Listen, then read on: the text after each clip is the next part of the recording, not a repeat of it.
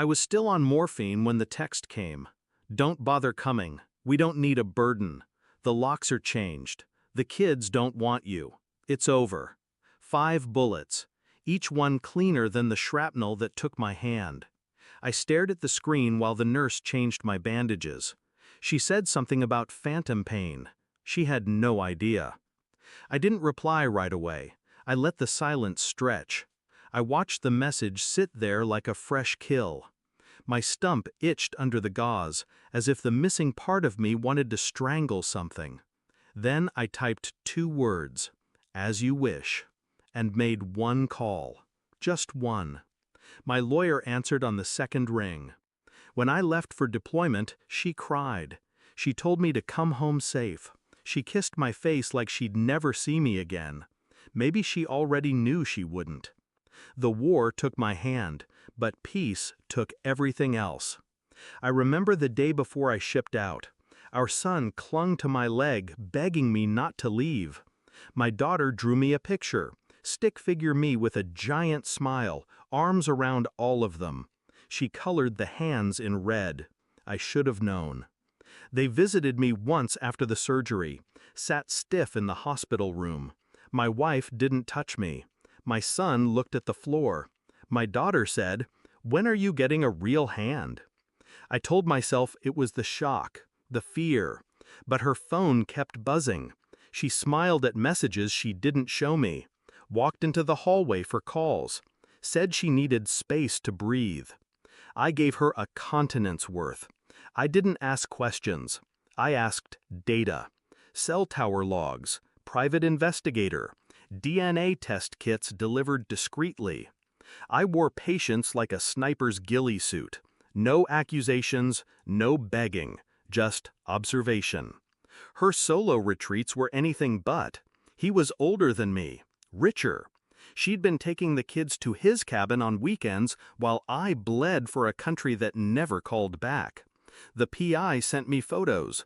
One of my daughter on his shoulders, my wife leaning into his chest, my son holding a fishing pole beside a man who never learned to shoot.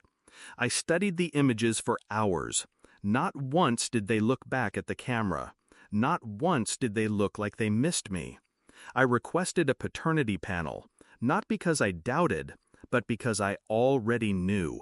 The DNA envelope felt heavier than any rifle I ever carried. I opened it on my lap, alone in the half-lit apartment the VA assigned me.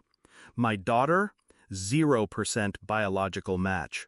My son, 0%. My wife, I didn't finish reading. I didn't need to. The next morning, I had my lawyer file a full parental disestablishment motion. He hesitated, asked if I was sure. "They're not mine," I said flatly. "Biology isn't always what makes a father. Neither is betrayal." That night, her lawyer called in a panic. 25 missed calls, 26, 27. I watched the phone ring like it was someone else's tragedy I didn't answer. I sent the results instead. No words, just a clean scan of the DNA report, forwarded to both lawyers, her work email, and her new partner's corporate address. Then I made one final change. Removed them all as beneficiaries from my military pension, redirected it to a foundation for amputee veterans. She called, once, twice, left a voicemail, her voice breaking, breathless.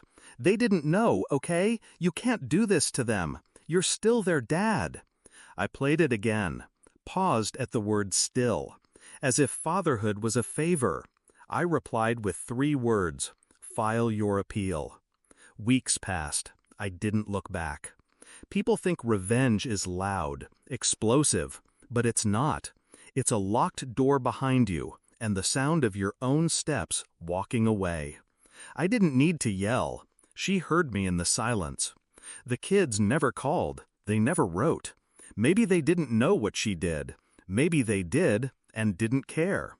Either way, I stopped waiting.